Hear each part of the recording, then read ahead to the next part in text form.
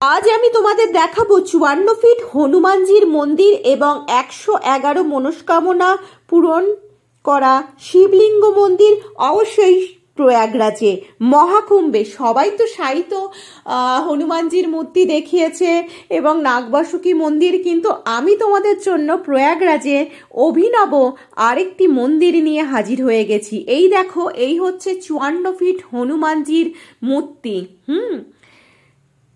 অসাধারণ সৌন্দর্য, তার সাথেই রয়েছে 111টি শিবলিঙ্গ, ওপরেও রয়েছে এক বিশাল আকৃতির শিবলিঙ্গ এবং মন্দিরের ভেতরটাও অবশ্যই আমি তোমাদের সকলকে ঘুরে দেখাবো। সম্পূর্ণ মন্দিরটা দেখতে থাকো, সাথে থাকো, নতুন নতুন ভিডিও নিয়ে আমি রয়েছি তোমাদের সাথে।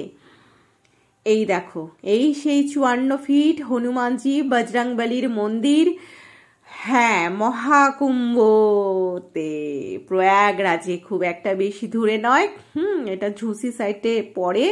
কেউ যদি মনে করো তোমরা 20, 21, 22 সেক্টর থেকে পায়ে হেঁটে অনায়াসে চলে যেতে পারো। হাফ অ্যান আওয়ার কি 45 মিনিট লাগবে, হাঁটার উপরে ডিপেন্ড। আর এই হচ্ছে, এর সঙ্গে 111টি শিবলিঙ্গ রয়েছে। তোমরা দেখো এখানে, এটা মনস্কামনা পূরণ করে সকলের থেকে আমি জানলাম। হ্যাঁ, সেই জন্যই এই মন্দিরটির নাম 111 জ্যোতির্লিঙ্গ বা শিবলিঙ্গ মনস্কামনা পূরক মন্দির। এবং এর শীর্ষেও রয়েছে এক বিশাল আকারের, হনুমানজির পাশে বিশাল আকারের এক শিবলিঙ্গ, সেটিরও দর্শন আমি তোমাদের করাবো। আর এইটি দেখো, নর্মদেশ্বর শিবলিঙ্গ।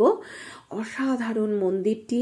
হ্যাঁ, শুধু কি বলবো, ভিডিওতে দেখলে হয়তো আমি জানি তোমাদের মনটা হচ্ছে না।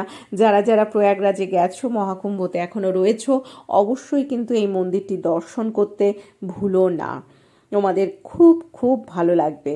হ্যাঁ, দেখো, আমার পক্ষে যতটা সম্ভব হচ্ছে আমি ক্যামেরায় তোমাদের জন্য তুলে ধরছি। হর হর মহাদেব! কেমন লাগছে বলো আগে? আমি তো মানে কি বলবো, আমি অভিভূত হয়ে গেছি। হ্যাঁ, মানে আমার আর কিছু সত্যিই বলার নেই। হ্যাঁ, অসাধারণ অসাধারণ। হ্যাঁ, মানে কিচ্ছু বলার নেই, জাস্ট কিচ্ছু বলার নেই। দেখো, মানে মন, মানে চোখ মন ভরে যাবে, এখান থেকে বেরোতেই ইচ্ছা করবে না। এত সুন্দর, এত সুন্দর, দেখতে পাচ্ছো? হ্যাঁ, জনসমাগম সমসই লেগেই রয়েছে। হ্যাঁ, এই মন্দিরটির খোঁজ এখনো অনেকে পায়নি। আমি কিন্তু ঠিক খুঁজে খুঁজে তোমাদের জন্য একটা নতুন মন্দির নিয়ে এসেছি প্রয়াগরাজে। সবাই তো সেই একই নাগবাসুকী মন্দির আর শায়িত হনুমানজির মন্দির দেখাচ্ছে, আমি নয় কিছু নতুন নিয়ে এলাম তোমাদের জন্য।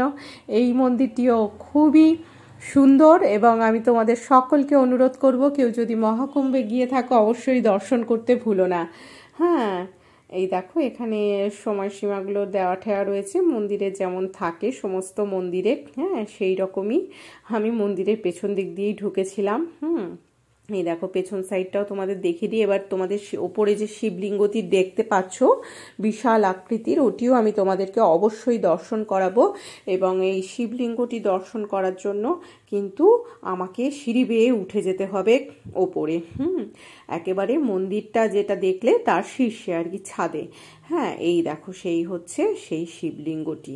চলো আমরা দর্শন করে নিই। দেখতে পাচ্ছ পাশেই কিন্তু হনুমানজিও কিন্তু রয়েছেন, 54 ফিটের হনুমানজিও এখানে উপস্থিত রয়েছেন ভোলে বাবার সঙ্গে, তাই না?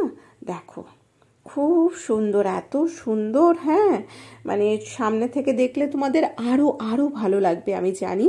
হ্যাঁ, যারা আসতে পারছো না কোনো কারণে, দূর থেকেই দর্শন করো। হ্যাঁ, দেখো কি সুন্দর, অসাধারণ মন্দিরটি, অসাধারণ। সত্যি এখানে আসলে মন প্রাণ সমস্ত জুড়িয়ে যাবে। হ্যাঁ, এই দেখো হনুমানজি, জয় বজরংবলী। সত্যি দেখো, পুরোটা এই সাইডের এগুলো মন্দিরেরই অংশ।